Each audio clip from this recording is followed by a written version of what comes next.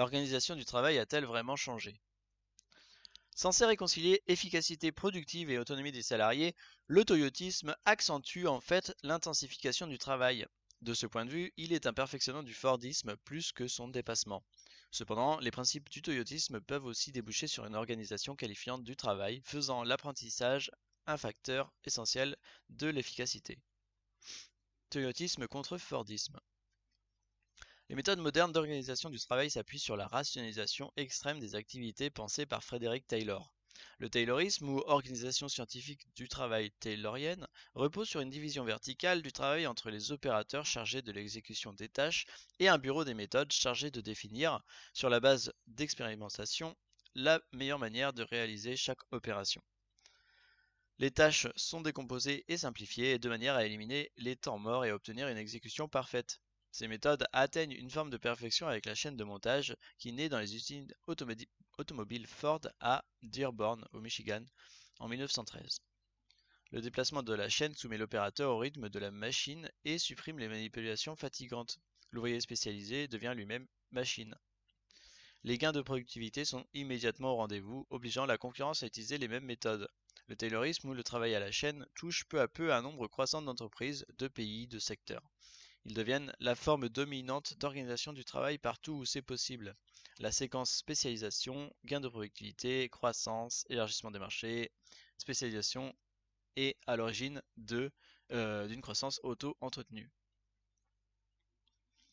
Des difficultés surgissent cependant à partir des années 1960. D'abord, c'est une crise du travail liée à l'accélération des cadences et à l'utilisation d'une main-d'œuvre jeune, mieux formée et moins docile. Cette main-d'œuvre ne trouve pas de sens dans l'accomplissement de son travail. L'absentéisme massif et les départs volontaires désorganisent la production, les conflits se multiplient et la qualité du travail est médiocre. Ensuite, c'est une inadaptation de la production de masse au changement des marchés. La production est pilotée par l'amont. L'entreprise conçoit un petit nombre de produits, les fabrique en masse, puis essaie de les vendre. Mais les taux d'équipement élevés des ménages rendent les ventes plus cycliques. Le consommateur souhaite se différencier par des produits originaux, la demande se fragmente. Enfin, on assiste à la montée des coûts d'organisation liés au contrôle du travail et au gigantisme des unités de production. Les principes du toyotisme sont l'amélioration continuelle des processus Kaizen par les ingénieurs de production et les opérateurs eux-mêmes, ainsi que le pilotage de la production par l'aval. Les commandes des acheteurs sont passées à la production puis exécutées, ce qui autorise une grande souplesse et élimine les stocks. La production se fait à flux tendu. Les usines Toyota construisent ainsi couramment 8 modèles différents sur la même ligne de production, et l'entreprise propose 60 modèles différents au Japon, sans compter les versions spécifiques aux unités de production hors Japon. Les pièces sous-traitées, telles que les sièges, sont commandées aux fournisseurs une fois que la voiture est entrée en production et livrée en quelques heures en bord de chaîne. Le toyotisme reprend donc les principes de polyvalence et d'autonomie des opérateurs, mais mise au service de l'efficacité productive. Le toyotisme et ses variantes semblent ainsi réconcilier efficacité productive et prise en compte du facteur humain pour proposer des tâches plus riches et plus valorisantes. Une nouvelle phase d'intensification du travail.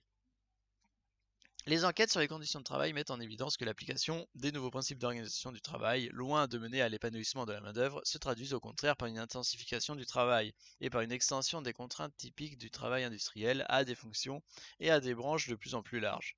Certes, le travail ouvrier est souvent moins répétitif que par le passé et certaines tâches physiques pénibles telles que le port de charges lourdes ont été mécanisées, mais d'autres contraintes apparaissent qui vont bien au-delà des seuls ouvriers de la grande industrie. Stress et travail surchargé. Les nouvelles formes d'organisation produisent du stress. De nombreux modèles tentent de préciser cette notion, parmi lesquels celui dit de Karasek, qui est l'un des plus connus. Selon celui-ci, le stress négatif résulte de la contradiction entre une forte demande psychologique dans le travail et une faible latitude décisionnelle. La notion de demande psychologique renvoie aux exigences et pressions imposées par le travail. L'autonomie élevée engendre un travail dynamique. Cette demande psychologique peut déboucher sur un stress positif. La latitude décisionnelle est liée à l'autonomie professionnelle du sujet, à sa capacité de prendre des décisions, mais aussi à la possibilité dont il dispose de réaliser dans son travail, de s'y exprimer. Les études de terrain montrent que c'est surtout l'absence de contrôle que la personne pense avoir sur sa situation qui est importante dans l'apparition d'un état de stress. Cette situation est corrélée à un risque plus élevé de maladies cardiovasculaires.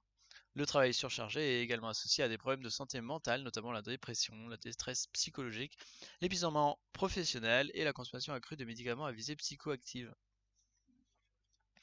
Une organisation qui exige la satisfaction de la clientèle sans donner aux travailleurs les moyens d'y parvenir produit du travail surchargé. C'est aussi bien le cas des techniciens de fournisseurs d'accès Internet qui subissent des reproches des clients sans pouvoir les aider à dépanner leur connexion que des enseignants qui ne peuvent choisir ni leur programme ni leurs élèves et doivent faire entrer le premier dans la tête des seconds.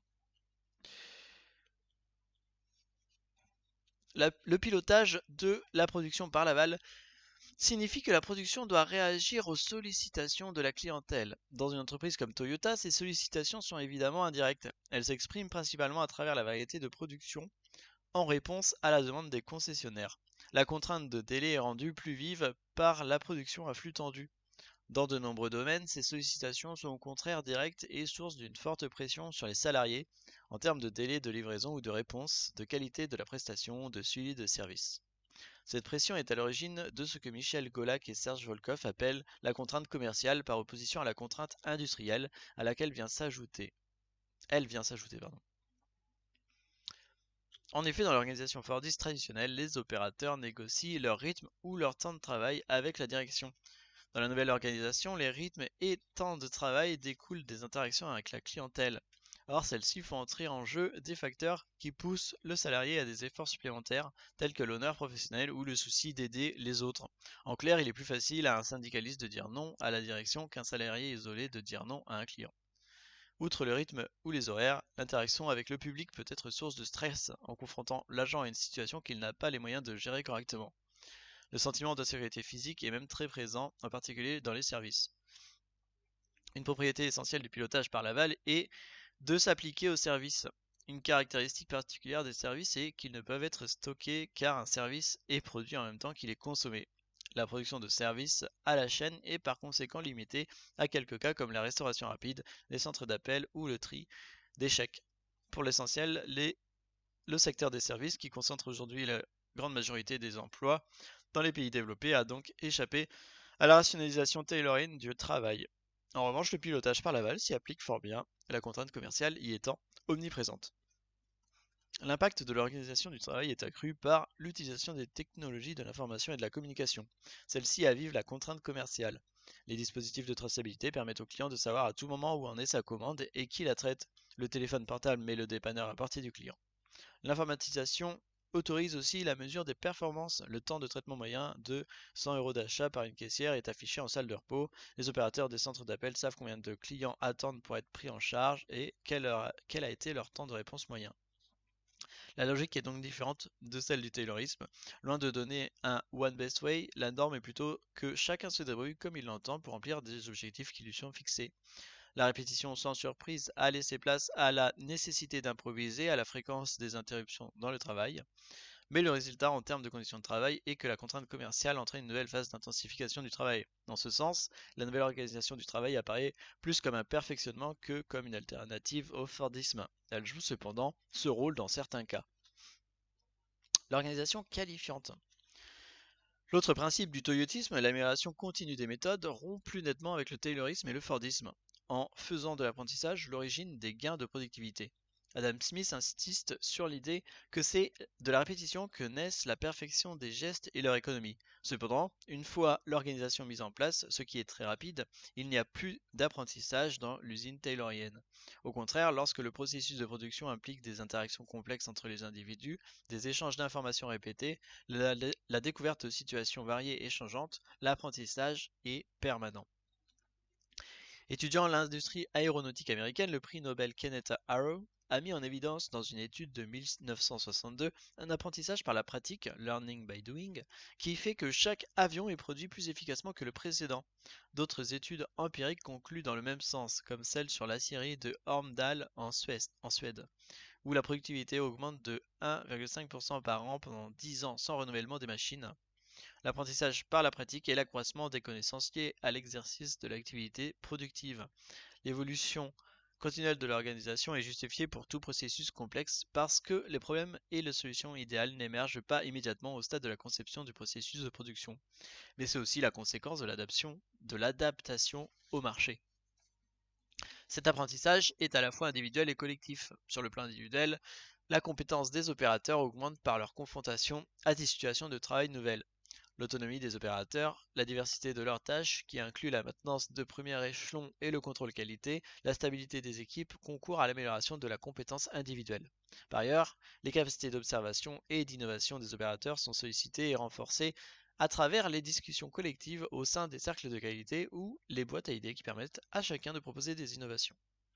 L'apprentissage est aussi collectif. De même qu'il faut du temps pour construire une équipe de sport, le collectif de travail doit apprendre à se connaître et élaborer un vocabulaire commun de manière à améliorer la circulation de l'information. En outre, la maîtrise du processus de production s'améliore avec les essais et les erreurs. L'apprentissage nécessite donc une grande stabilité du personnel, obtenue au Japon par une politique de rémunération à l'ancienneté et d'emploi à vie. Les gains de productivité par expérience sont à l'origine de minuscules innovations qui peuvent combiner avoir un impact fort sur la productivité. Il y a là une double dynamique. Les améliorations sont rendues possibles par la qualification des opérateurs et l'utilisation de leurs compétences. La confrontation à des problèmes variés renforce leurs compétences. Les innovations qui en résultent sont souvent qualifiées d'incrémentales ou petites innovations, par opposition aux innovations majeures nées de la recherche et le développement. Il s'agit aussi bien de savoir comment organiser un groupe projet que de remplacer un robot par un ensemble de plans inclinés ou d'optimiser la circulation de l'information. Ce mode de fonctionnement a également pour effet d'impliquer davantage les opérateurs dans leur travail et d'en réduire la monotonie. En ce sens, il est une réponse à la crise du travail à laquelle le Fordisme avait été confronté. Les deux principes du toyotisme sont séparables. Le pilotage de la production par l'aval prend une grande extension, mais il peut servir dans une logique taylorienne à augmenter le rythme de travail ou dans une logique toyotienne à combiner adaptation et qualité au sein d'une organisation qualifiante. La comparaison de la fréquence de certaines contraintes de travail en Europe fait émerger une distinction assez nette entre ces deux modèles, assez bien incarnée par les cas espagnols et suédois. Quel modèle suit la France? Par l'importance du contrôle de la hiérarchie, de la faiblesse de la formation continue, la relativement faible autonomie et le caractère fréquemment répétitif du travail, elle est malheureusement plus proche de l'Espagne que de la Suède, et donc du néo-fordisme que du toyotisme.